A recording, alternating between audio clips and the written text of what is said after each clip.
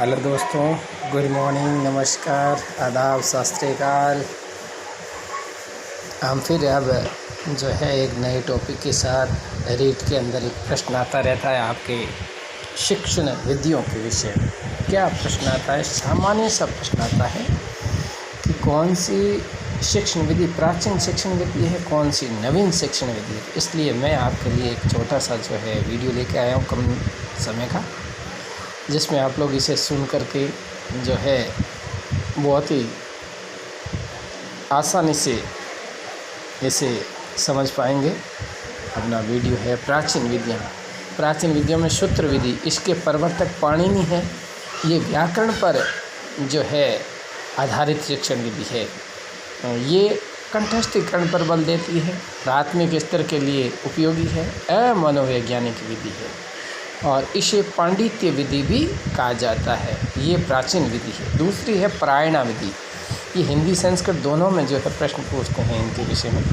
परायणा विधि बार बार उच्चारण करने को परायणा कहते हैं। प्राचीन समय में गुरुकुलों के अंदर ये विधि बहुत ज़्यादा प्रचलित थी।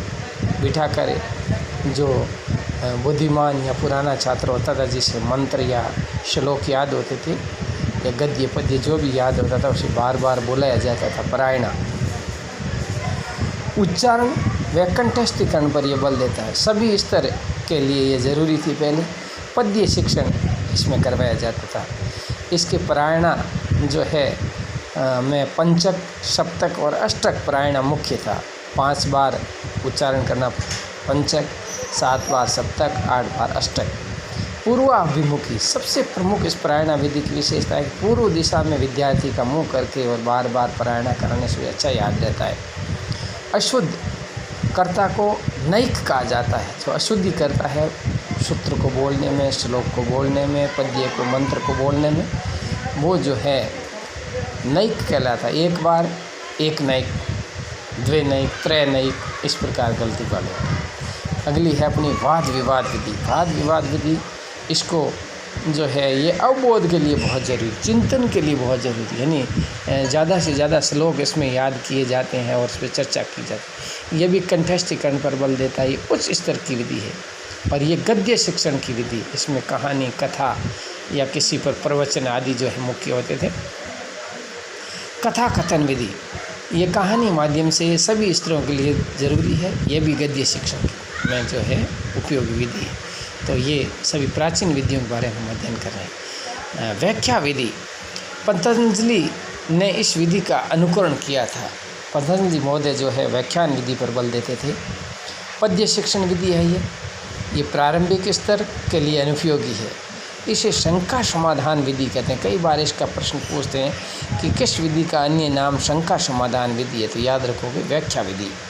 शंका समाधान विधि या व्याख्यान विधि के 4 सोपान होते हैं। इसका भी कई बार प्रश्न पूछते हैं, व्याख्या विधि कितने सोपान? 4। पहला है निगमन, पहले नियम बताए जाते हैं, फिर उदाहरण बताया जाता है, फिर प्रति उदाहरण होता है उसके जैसा अन्य उदाहरण जो उस उदाहरण से संबंध रखता है, उसके जैसा ही, फिर उसका समाधान बताया जाता है। तो ये व्याख्या विधि है।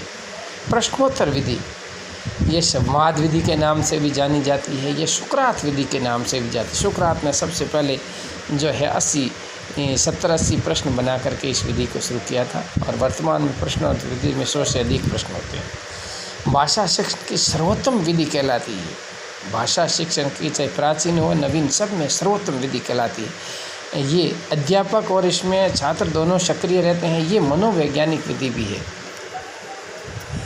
पाठशाला विधि ये भी सबसे प्राचीन विधियों में एक विधि है।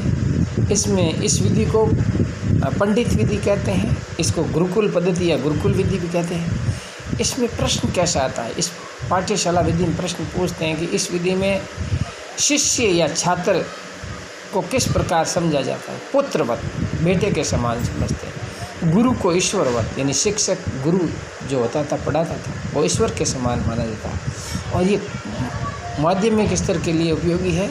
और ये कठोर अनुशासन पर बल देता है।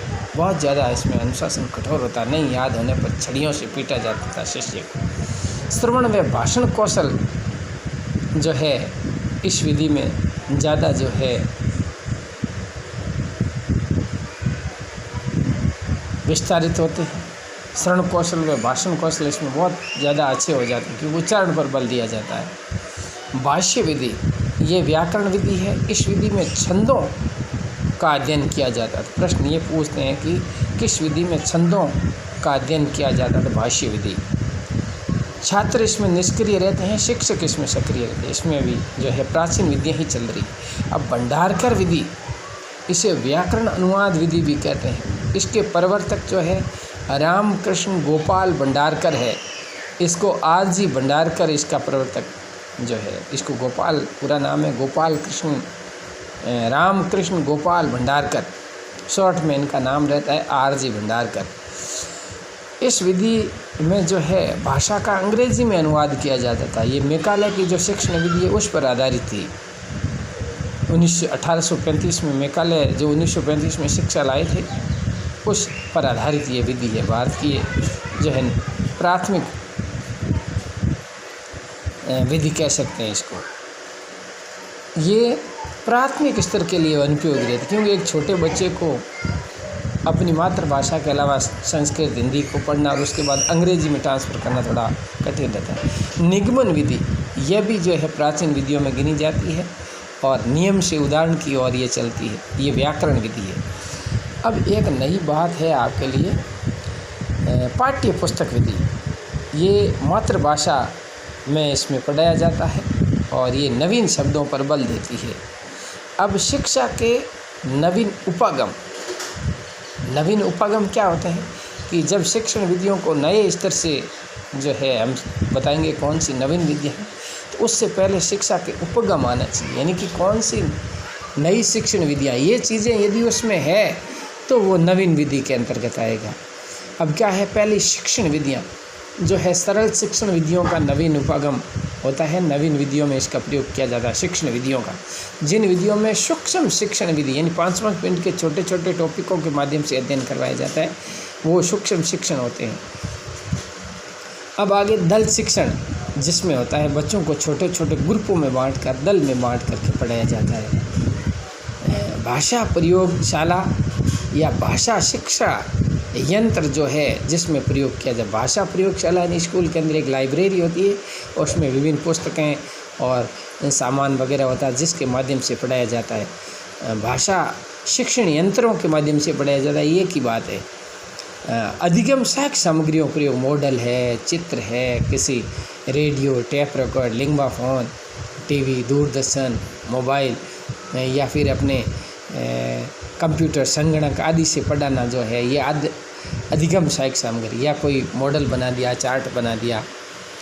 समस्त नवीन उपागम जो भी नए उपागम काम में ले सकते हैं, ये जिनमें भी प्रयोग किए जाते हैं वो समस्त जो है नवीन शिक्षण विधियाँ होती है। तो आज हम इतना ही पढ़ेंगे। दूसरा वीडियो इसके बाद जो है आपके सामने रखा जाएगा, तो आप इन समस्त विधियों को प्राचीन शिक्षण विधियों के अंतर्गत रखेंगे। जय हिंद, जय भारत।